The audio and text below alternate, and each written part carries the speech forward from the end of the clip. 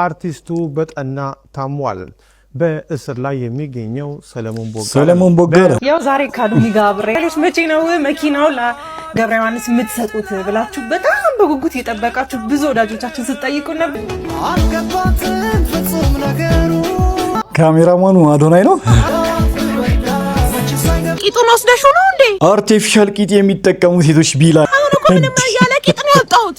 ምንም ቂጥ የለኝም። ሰው ይሄን ያደርግ። ምክንያቱም እኔ ማሳደጋቸው ልጆች አሉኝ፣ የሚወዱኝ ቤተሰቦች አሉኝ። ዳስ ጣል የሚለው እንግዲህ ዳስ ለሰርግም ለሐዘንም ይጣላል። እሱ ግን ለኤኬሌን ያልኩት እስካላለ ድረስ አቤት ብሎ ለኔ ነው ያለው ብሎ ማለት ያሳፍራል። ተነስተ ከህዝቡ 6,000 ብር ወሰድክና 6,000 በእነሱ ኬስ ላይ ሆኖ ምን ይሰራል? አንድ ብር ጋር ማች አታረጊ። አንድ ብር ሴሌብሪቲ ክራሽ አለውን? ከሰሞኑ ጥሩ ዜና አለ ይመስለኝ ብላ ፖስት አድርጋ ነበር። ታውቁታላችሁ። ሰመረ እንግዲህ ያወቅ ነው ማለት ነው። ቴዲ አፍሮ ራሱ ጋር ደውያለሁ፣ ስልክ አላነሳልኝም ይላል። ባዶ ፔኑ ዛሬ ኦፔኑ ሄዳለች ይላል። ባዶ ግሬን እያለን የዘፈንን ብዙዎቻችን ነን መቼስ አይደለ? ይሄ ልጅ እንግዲህ ከዚህ ልጅ ጋር ሲቃለድ ምናምን በጣም ብዙ ነገር እየተወራበት ነበር አይደለ? ከባለፈው ጀምሮ ማለት።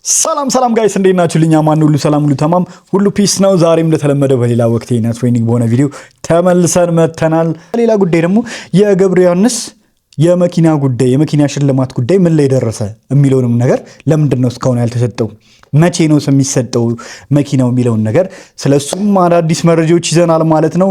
ሌሎችም አስቂኝ አዝናኝ ቪዲዮዎች ይኖራሉ ማለት ነው። ቪዲዮውን እስከ መጨረሻው ማየታችሁን እንዳትረሱ። ከመጀመራችሁ በፊት ግን ሁላችሁም ላይክ እያደረጋችሁ ጀምሩት። ሰብስክራይብ ያላደረጋችሁ ደግሞ ሰብስክራይብ ማድረጋችሁ እንዳትረሱ። ላይክ ደግሞ ባደረጋችሁ ቁጥር ለተጨማሪ ሰዎች ቪዲዮዎቻችንን እንዲያደርስልን ይረዳናል ማለት ነው። ሰብስክራይብ ደግሞ እንጨምር ጋይስ። ገና 13,000 አሁን በቅርብ ነው የገባ ነው። 15-20,000 እንግባ ማለት ነው። ብዙ እየሰራን ያለ ነው። ነገር ግን ሰብስክራይብ ቁጥር እየጨመረ አይደለም። አብዛኞቻችሁ ሰብስክራይብ ሳታረጉ ነው እያያችሁ ያላችሁት። ምንም ወሬ ሳናበዛ ቀጥታ ወደ ቪዲዮ እንሄዳለን ማለት ነው። ቂጡን ወስደሽ ነው እንዴ? አርቲፊሻል ቂጥ የሚጠቀሙ ሴቶች ቢላይክ ደሽ ነው እንዴ?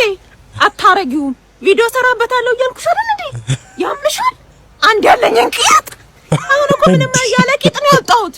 ምንም ቂጥ የለኝም። አጥበሽ አምጪ። አክቲንግ ሌላ ታሪክ ማለት ነው። ሌላ ታሪክ የሳሚናት እንዲህ አንድ ያለኝን ቂጥ አላለችም። እንዲህ ሰለሞን ምንድን ነው? በቅድሚያ እንግዲህ ሰላም ማለት አለብኝ ወዳጆቼ፣ እጅግ አድርጌ ሁል ጊዜ ወዳችኋለሁ፣ አከብራችኋለሁ።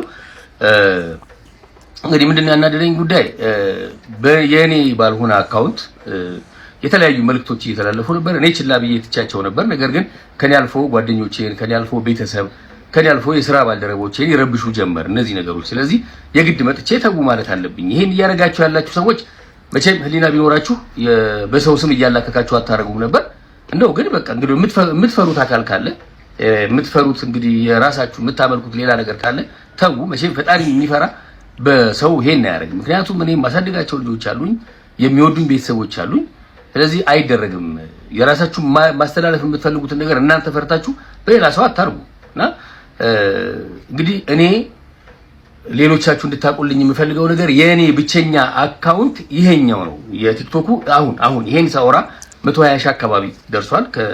የጥቂት መቶዎች ምን ለጥፈውበት ነው ስቃይ ሆነ እኮ የፌክ አካውንት የሚባል ነገር ተጨምረውበት 120,000 ምናምን እንደዚህ አካባቢ ነው። እና ከዛ ውጪ ሌላ አካውንት የለኝም ጨርሶ ማለት ነው። ይሄን እንድታውቁ ፈልጋለሁ። እንደ አቋም የኔን አቋም እንግዲህ ከዚህ ቀደም የምታውቋላችሁ፣ የማታውቁ ደግሞ በኢትዮጵያዊነቴ በሀገሬ ጉዳይ አልደራደርም። ምክንያቱም ሌላ ሀገር የለኝም። በሃይማኖቴ ጉዳይ አልደራደርም። ሌላ ሃይማኖት የለኝም። ሁልጊዜ እንደማወራው ለልጆቼ ልሰጣቸው የምችለው ሁለት ነገር ብቻ ነው፣ ሀገሬንና ሃይማኖቴ። ስለዚህ እነዚህ ነገሮች ሳደርግ ማለት ነው የሰው ሀገር አልሰድብም፣ የሰው ቋንቋ አልተችም፣ የሰው ብሔር አልተችም። እኔ ግን የብሔርም የፖለቲካም ጥግ የለኝም። እኔ ሰለሞን ሙዬ ይሄ። ስለዚህ ለልጆቼ ስለምሰጣት ሀገር ይጨንቀኛል። እሱም ግን እጅግ በጣም ሰላማዊ በሆነ መንገድ ነው ላወራ የምችለው። እጅግ በጣም ስለ ፍቅር ነው መስበክ ያለብኝም እሱን ነው።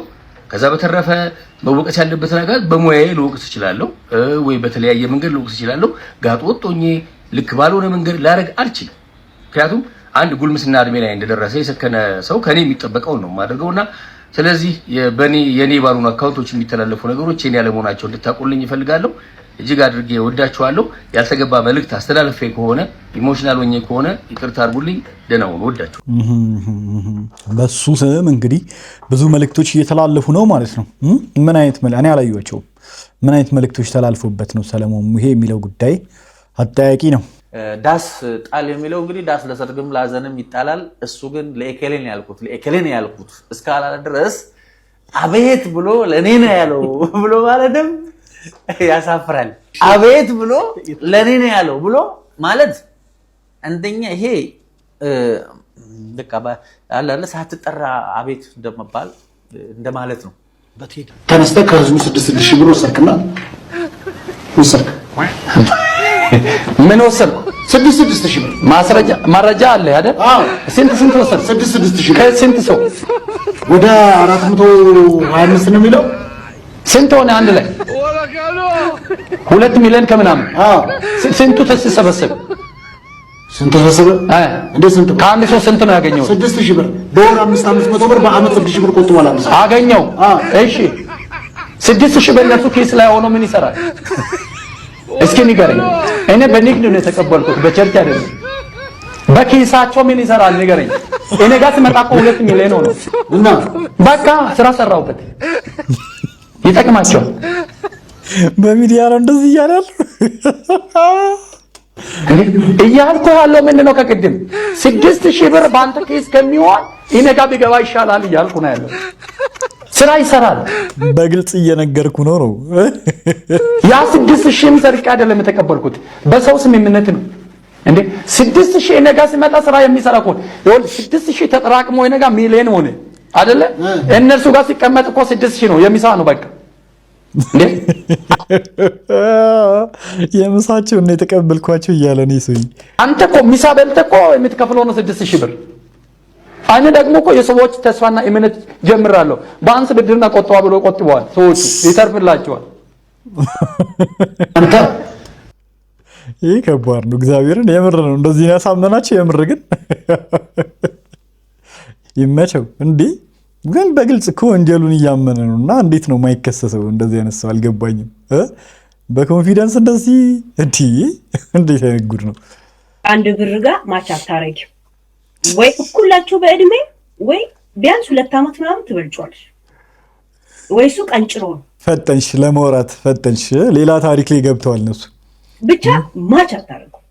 የእውነት ነው የምነግርሽ ማለት ሙድ ቢሆን ጥሩ ነው ግን በወርቅ ያኖሯት የሳሎን ጌጥ አበባ መቻወኩኔ ድንገት ልቤ ስትገባ ከሰሞኑ ጥሩ ዜና አለ ይመስለኝ ብላ ፖስት አድርጋ ነበር። ከዚህ ቀደምም እንግዲህ በዚህ መልኩ ወይ ታስተምረው ሄደን ልቤን የፍቅር ፊደል መልኳ ቀለሙ ነክቶ ሚለቅም አይደለም። ግን ሶሻል ሚዲያ ላይ ምናምን አብረው መስራት ያሰቡ ነው ይመስለኝ። ግን እንዲሁ ሳስበው አይመስላችሁ? እየመሰለኝ ነው። እንዴት እንደሆነ አላውቅም። በዚሁ እየሰሩ የሚቀጥሉ እየመሰለኝ ነው። የምር እንደዛ እየመሰለኝ ነው። ሌላ የቀጣይ ጥያቄ፣ አንድ ብር ሴሌብሪቲ ክራሽ አለውን? ማናት ሴሌብሪቲ ክራሽ? አልናገርም። አናቴ ላይ ትውጣ። ሽምቅ እየተጎራጎርኩ ነው። ሽምቅ እየተዋጋሁ ነው። አባት ከተናገርኩማ እዚህ ላይ ልትውጣብኝ ነው። ከሰመረለት ታውቁታላችሁ። የሰመረለት ይፈጠራል። ሰመረ እንግዲህ አወቅ ነው ማለት ነው። የሰመረለት እያበሰልን ነው ብሎ ነበር። አንድ ብር ሰምሮልኛል እያለን ነው። ሌላ ይመቸው። ቴዲ አፍሮ ራሱ ጋር ደውያለሁ፣ ስልክ አላነሳልኝም። በዙሪያ ያሉ ሰዎች ጋር ደውያለሁ፣ አንስተውልኛል። እኛም ከሶሻል ሚዲያ የሰማ ነው ብሎኛል። የቴዲ አፍሮ ስቱዲዮ መዘረፉን ነው። ስለዚህ እርግጠኛ ከሆንኩኝ ነግራቸዋለሁ። ግን አብዛኞቹ ሰዎች ከሶሻል ሚዲያ እንደሰሙ ነው የነገሩኝ። በዚህ ደረጃ ማድረግ ለምን አስፈለገ?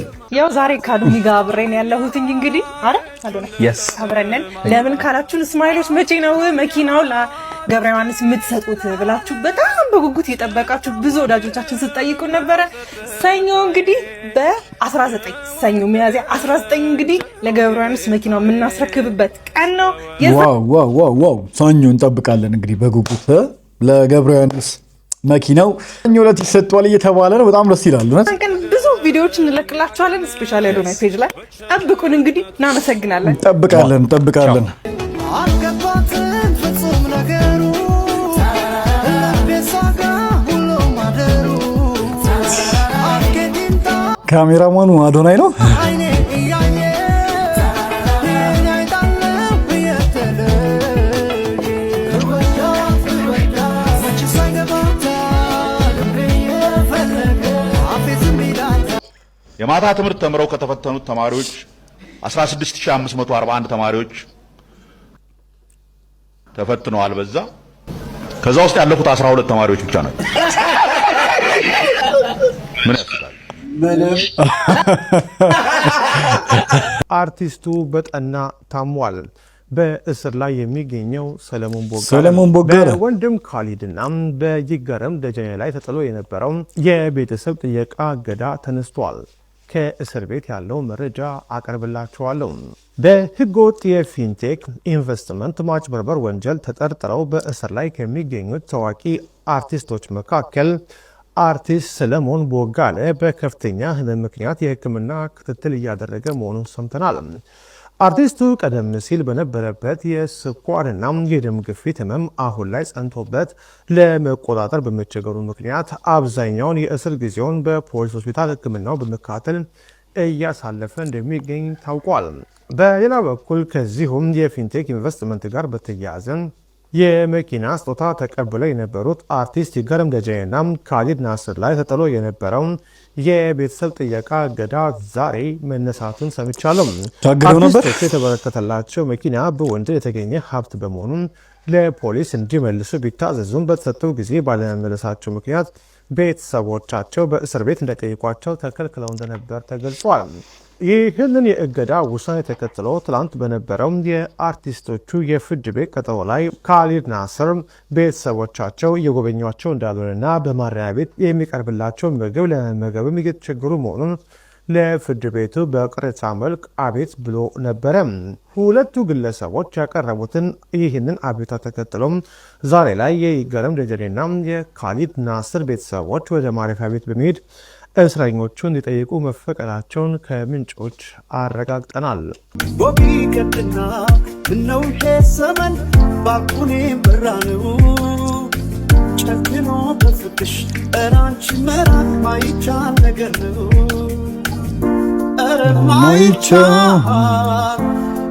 ማይቻል ነገር ነው። ፍቅሽ በልቤ የማይሰማካ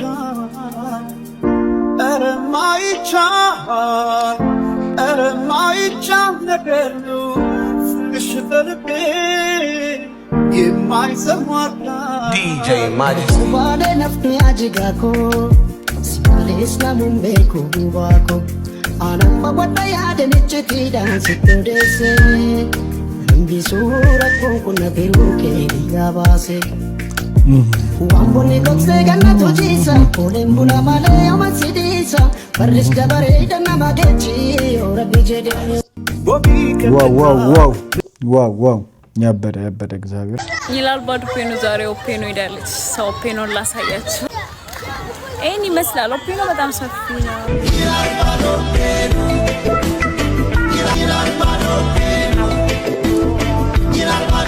ፒላል ባዶ እግሬን እያለን የዘፈንን ብዙዎቻችን ነን መቼስ አይደለ? ፒላል ፓዶ ኦፔኖ ምንድን ነው? ምን ማለት ነው?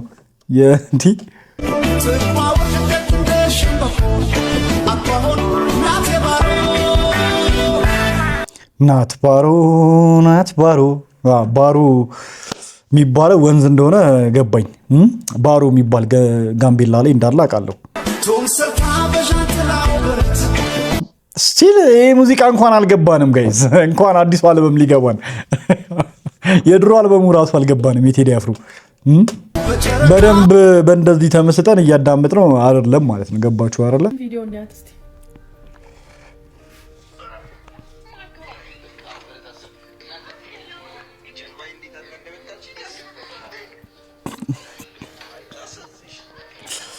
ይሄ ልጅ እንግዲህ ከዚህ ልጅ ጋር ሲቃለድ ምናምን በጣም ብዙ ነገር እየተወራበት ነበር አይደል? ከባለፈው ጀምሮ ማለት አዶናይ አሜሪካ በነበረ ሰዓት ራሱ በጣም የሆነች ሴትዮማ ጥምዳር ገይተው ነበረ ማለት ነውና ሌላ ነገር በቃ እያወሩ ነበረ። ማንኝ ስሟ ከሷ ጋር አዶናይ እንደ ልጁ የሚያሳድጋት ልጅ ጋር በቃ እንደ እህቱ እየተንከባከባት ነው ያለውና የሚወራው ነገር ግን በጣም ያሳዝናል። በጣም ነው የሚያሳፍረው በእውነት።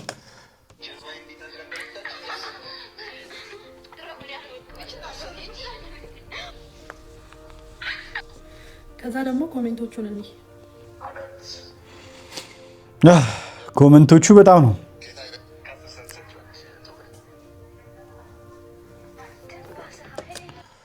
አይ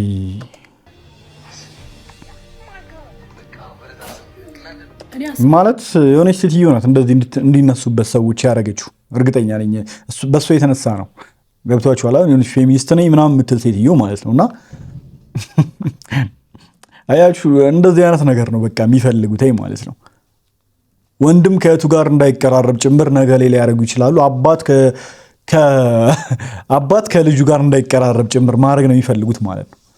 ገብቷችኋል? እንደዚህ ሙሉ በሙሉ ወንድ ልጅን እየፈሩ የሚሄዱ ከሆነ ሙሉ በሙሉ ሴቶች ወንዶችን እንዲፈሩ እየተደረገ የሚሄድ ከሆነ ሙሉ በሙሉ ነገ ላይ ሴት ልጆች አባቶቻቸው ጋር እንደዚህ መቀራረብ ሊያቆሙ ነው ማለት ነውና እንዴት ነው ኖርማል የሆነ ነገር መለየት እየከበደን መሰለኝ። እንጃ እዚህ ኢትዮጵያ ውስጥ ደግሞ በጣም እንጃ። አቤት ሪፍሌክት ከማድረጌ በፊት ደግሞ አንድ ቪዲዮ ላሳያችሁ።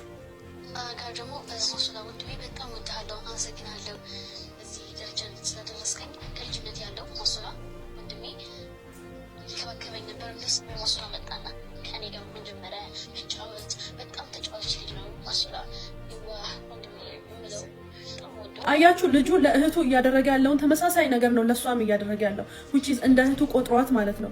ይገባኛል እነዚህ ኮሜንቶች ከየት እንደመጡ። ምክንያቱም እየሰማን ካለው ዘግናኝ የሴት ልጅ ጥቃት አንጻር የትኛውንም አይነት ሲቹዌሽን ስጋት ሊጥልብንና ልንጠራጠር እንችላለን። የዚህ ልጅ ኬዝ እኔ ንጹህና ፒውር ኢንቴንሽን ነው።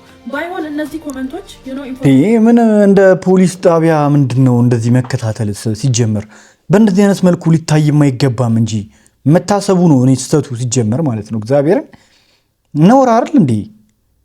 ወንድም ከእህቱ ጋር እንደፈለገ ሊሆን አይችልም ማለት ነው። እህት ከወንድሟ ጋር ምናምን እንዴት አይነት አመለካከት ነው ያላችሁ ግን? እግዚአብሔርን ይሄ ኢኮኖሚ ያስጠላው ጭፍልቅ አድርጋችሁ በቃ ሁሉም ሴት ጤነኛ ሴት ብቻ እንዳለ ይመስል እግዚአብሔርን እንደው ኩኒ ትገርሙኛላችሁ። እግዚአብሔርን ሁሉንም ወንድ እንደ ጨካኝ እንዳውሬ እያረጋችሁ እየሳላችሁ እኔ እንጃ በዚህ አያያዛችሁ እንዴት ነው የምንቀጥለው? እግዚአብሔርን እንዴት ነው መኖር የሚቻለው? እንዴት ነው ሰርቫይቭ አድርገን መኖር የምንችለው? ሁላችንም አረም ትግዘው እግዚአብሔርን ይሄ ነውር ነው በጣም አይደረግም። ሲጀምር መታሰብም የለበትም። እንግዲህ ጋይስ ለዛሬ ያስኩላችሁ ቪዲዮዎች እስካሁኖቹን ይመስላሉ። በቀጣይ ደግሞ በሌላ ትሬንዲንግና ወቅታዊ በሆነ ቪዲዮዎች ተመልሰን የምንገናኝ ይሆናል ማለት ነው። ለማንኛውም እስካሁን አብራችሁኝ ስለነበራችሁ በጣም ነው የማመሰግነው ጋይስ። በቀጣይ ቪዲዮ እስከማገኛችሁ ቸር ቆዩልኝ። ባባይ